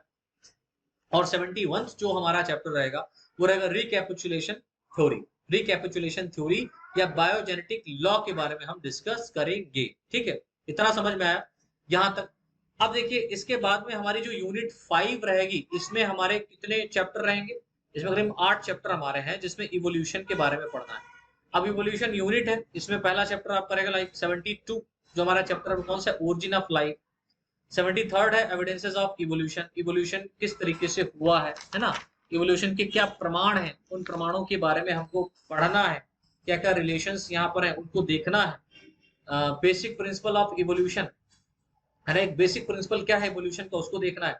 थ्योरीज ऑफ इवोल्यूशन, इवोल्यूशन के बेसिस पर जो थ्योरीज दी गई वो कौन कौन सी थ्योरी, किसने किसने थ्योरी दी है उनको देखना है। जैसे कि हम लेमार्किज्म की बात करें, है ना, theory of inheritance of acquired character के आधार पर इन्होंने बात करी थी। डी लेमार्कवाद क्या है, फिर उसके बाद में नियो लेमार्किज्म क्या है, डार्विनिज्म क्या है, वेलेस लाइन क्या है, वेलेस थ्योरी क्या है, Darwinism theory of natural selection क्या कहती है, mutation theory of evolution Hugo debris ने दी थी, वो कौन सी है, नियो डार्विनिज्म क्या है ना। फिर उसके बाद में लीडरबर्ग और replica planting experiment of genetic basis of adaptation in bacteria, है ना, ये कॉन्सेप्ट एक दिया गया है, इसके बारे में हमको पढ़ना है और इससे रिलेटेड क्वेश्चन बन सकते हैं। फिर 76 जो चैप्टर हमारा रहेगा वो रहेगा जू जियोग्राफिकल रिलेम्स, ठीक है, तो जू जियोग्राफिकल रिलेम्स के बारे में आपको पढ़ना है। फिर उसके बाद में इसके अंतर्गत बहुत सारे चैप्टर हैं, ठीक है, टॉपिक के अंतर्गत बहुत सारे, सॉरी यहाँ पर इस चैप्टर के अंतर्गत बहुत सारे टॉपिक हैं। फिर उसके बाद में इंसुलर फौना कौन सा होता है, इंसुलर फौना क्या है, जू जियोलॉजिकल टाइम स्केल्स क्या है, जियोलॉजिकल टाइम स्केल्स क्या है, इसको हम लोग स्ट्रेटोग्राफिकल स्केल भी कहते हैं, और ह्यूमन का इवोल्यूशन किस तरीके से, कैसे, कब, कहाँ हुआ है, उसके बारे में देखना है। तो इस 5 यूनिट में हम लोग इन चैप्टर्स के बारे में डिस्कस करेंगे। तो 8 चैप्टर यहाँ पर रखे गए। उसके बाद में हमारी जो यूनिट 6 है बच्चा, इसमें इकोलॉजी, वाइल्ड लाइफ और इथोलॉजी के बारे में डिस्कस करना है टोटल। तो 80 जो क्वेश्चन हमारा, 80वां जो क्वेश्चन हमारा है, इसमें ऑर्गेनिज्म एंड देयर एनवायरमेंट्स के बारे में डिस्कस करना है, इकोसिस्टम क्या होता है, इट्स कंपोनेंट्स क्या है, इनके बारे में देखना है, इकोलॉजिकल एडेप्टेशन कैसे हो सकता है, फ्लो ऑफ एनर्जी कैसे होता है इकोसिस्टम में, वो देखना है, प्रोडक्टिविटी क्या होती है, यील्ड पावर क्या है, ठीक है, न्यूट्रिएंट साइकिल क्या होता है जिसको हम लोग बायो जियोकेमिकल साइकिल भी कहते हैं, ठीक है, इंटर स्पेसिफिक एनिमल रिलेशनशिप्स क्या है, स्पीशीज इंटरेक्शन यहाँ पर इसको बोलेंगे, एडेप्टेशन कैसे कराता है कोई ऑर्गेनिज्म, पॉपुलेशन क्या होता है, ग्लोबल एनवायरमेंटल चेंजेस किस तरीके से होते हैं, वाइल्ड लाइफ सेंचुरीज या वाइल्ड लाइफ क्या है, और बायोलॉजिकल रिदम्स क्या है, इनके बारे में अपन लोगों को डिस्कस करना है। फिर उसके बाद में हमारी जो लास्ट यूनिट है बच्चा, यूनिट 7, जिसमें हम लोगों को इकोनॉमिक जियोलॉजी के बारे में डिस्कस करना है। अब देखिए जो इकोनॉमिक जियोलॉजी है ये क्या है, अब इसमें हमें कितने चैप्टर पढ़ने हैं, तो इसमें टोटल हमें 9 चैप्टर के बारे में डिस्कस करना है। तो पहला यहाँ पर हमारा चैप्टर है हार्मफुल इंसेक्ट, हमारे दैनिक जीवन में जो सबसे खतरनाक इंसेक्ट है उनके बारे में, डैमेज जो करते हैं उनके बारे में पढ़ना है, ठीक है, बहुत सारे डैमेजेस करने वाले इंसेक्ट होते हैं। बेनिफिशियल इंसेक्ट, बेनिफिशियल इंसेक्ट कौन कौन से हमारे लिए हैं, जैसे कि मधुमक्खी पालन की बात करें हमारे लिए बेनिफिशियल होता है, रेशम की हमारे लिए जो है ना बेनिफिशियल होता है। 94th है इंडस्ट्रियल प्रॉन्स ऑफ इंडिया, यानी कि जो झींगा मछली है, झींगा जो है उसको इंडिया में इंडस्ट्रियल लेवल पर ग्रो कराया जाता है, कैसे करते हैं वो समझना है। इंडस्ट्रियल मोलस्क, जिसमें पर्ल कल्चर ऑफ इंडिया होता है, यानी कि मोती यहाँ पर बनाया जाता है। इंडस्ट्रियल फिश ऑफ इंडिया, यानी इंडिया में जो फिशेस का इंडस्ट्रियल लेवल पे वर्क हो रहा है उसको समझना है। Non poisonous poisonous snake of India, India के अंदर नॉन पॉइजनस और पॉइजनस स्नेक कौन कौन से होते हैं उनके बारे में देखना है। 98th क्वेश्चन है विनिमस एनिमल, विनिमस एनिमल्स कहने का मतलब होता है कि वहां पर ऐसे कौन से ऑर्गेनिज्म है जिनमें जहर पाया जाएगा, है ना। फिर एबर्शंस के बारे में बात करेंगे। फिर 100 हमारा चैप्टर रहेगा जेनेटिक काउंसलिंग, जेनेटिक काउंसलिंग किस तरीके से होता है। और 101 चैप्टर हमारा रहेगा DNA as a tool for forensic investigation, DNA fingerprinting देखना है, डीएनए टाइपिंग देखना है और डीएनए प्रोफाइलिंग समझना है। तो बच्चों ये टोटल आपने जो अभी तक देखा शुरू से लेकर के अंत तक, इन 7 यूनिट में जो एमएससी का एंट्रेंस दे करके या जो एमएससी करना चाहते हैं बच्चे, और वो ये चाहते हैं कि कुछ अच्छी यूनिवर्सिटी से एंट्रेंस निकाल करके हम क्वालिफाइड हो करके हम अपना एडमिशन लें, तो उसके लिए ये कुछ 101 सब्जेक्ट नेग है पूरा, 101 चैप्टर्स आपको पढ़ने पड़ेंगे, है ना। यानी 101 की गुरुदक्षिणा, ये 101 देते ना, नेग होता है कि 101 रुपए दे दो, 100 रुपए नहीं दिया जाता, 1 रुपया लगा के दिया जाता है, 101, 51, 501, 551, 1001, 1051 ऐसे। तो यहाँ पर केवल आपको 101 चैप्टर पढ़ने हैं, और ये 101 चैप्टर कहने का मतलब है 101 रुपए का आप दान कर दीजिए कहीं पर, ठीक है, या 101 रुपए मिला करके जब कोर्स कभी बनाया जाएगा तो उसमें आप अपना एनरोलमेंट कर लीजिएगा। वैसे तो अभी हम यूट्यूब के ऊपर ही ये सारी क्लासेस लेकर के आएंगे आप लोगों के बीच में, एमसीक्यूज लेवल पर हम लेकर के चलेंगे, हर एक यूनिट का, हर एक चैप्टर का कितना क्वेश्चन इंपॉर्टेंट है, क्या आ सकता है, वो सब हम डिस्कस करेंगे यहाँ पर, डिटेल में बढ़ते चलेंगे। तो एमएससी जो भी बच्चा करना चाहता है और एमएससी को करने से पहले वो एंट्रेंस एग्जाम देना चाहता है, बीएससी अभी हाल ही में पास आउट हुआ है और वो चाहता है कि वो एक अपनी अच्छी यूनिवर्सिटी में पकड़ बनाए, अच्छी यूनिवर्सिटी से एग्जाम दे जा करके, तो उसके लिए जो क्राइटेरिया मैंने आपको शुरू में बताया है, उस क्राइटेरिया पे फॉलो कीजिए। बीएचयू में एडमिशन लेने के लिए आपको वहां पर कट ऑफ हाईएस्ट लेवल पे लानी पड़ेगी और उसके लिए आपको पढ़ना पड़ेगा। तो ये टोटल बच्चा हमारा कंप्लीट सिलेबस मैंने यहाँ पर डिस्कस किया है आपका जूलॉजी एमएससी एंट्रेंस एग्जाम के लेवल पर। और जो ये एमएससी का एंट्रेंस एग्जाम होगा ये सीयूईटी के अंतर्गत होगा और सीयूईटी जो कंडक्ट करा रहा है ये एनटीए करा रहा है, ठीक है, नेशनल टेस्टिंग एजेंसी करा रही है। तो जुड़ जाइए सभी लोग क्लासेस करने के लिए और ये क्लास तय करेगी बच्चा कि आप को एमएससी एंट्रेंस एग्जाम की प्रिपरेशन कराना है कि नहीं है। भर भर के कमेंट कीजिए, बहुत ज्यादा शेयर कीजिए अपने दोस्तों के साथ में। अगर आप एक अच्छे लेवल पर अपनी एंट्रेंस एग्जाम की प्रिपरेशन करना चाहते हैं एमएससी की एक स्पेसिफिक सब्जेक्ट में, लाइक जूलॉजी में, लाइक केमिस्ट्री में, लाइक बॉटनी में, तो उसके लिए पहले आपको जूलॉजी का बहुत बहुत सपोर्ट प्यार करना पड़ेगा, तब हम बॉटनी, केमिस्ट्री, मैथ आगे सोचेंगे आपके लिए एंट्रेंस एग्जाम को क्वालिफाइड कराने के लिए, यहाँ पर पढ़ाने के लिए, ठीक है। तो आज के लिए बच्चों इतना ही। बहुत बहुत धन्यवाद। बहुत ज्यादा लेवल पे शेयर करें, लाइक करें, अच्छे अच्छे कमेंट्स करें, बताएं कि आपको पढ़ना है कि नहीं पढ़ना है, पढ़ना है तो कब से क्लासेस स्टार्ट की जाए, क्या है, ये सब मैं डिटेल दूंगा। लेकिन ये टारगेट है कि आप लोगों के शेयर, आप लोगों के लाइक और आप लोगों के कमेंट्स बहुत जल्दी ये तय करेंगे कि क्लास अभी चलेगी या नहीं चलेगी। 2024 में और आगे आने वाले सेशंस में, सीजन्स में एग्जाम होंगे बच्चों, 24, 25, 26, 27, 28, 29 ये एग्जाम होता रहेगा। तो जो लोग भी एग्जाम की प्रिपरेशन करना चाहते हैं वो जुड़े, ठीक है। तो आज के लिए इतना ही। बहुत बहुत धन्यवाद। जय हिंद, जय भारत।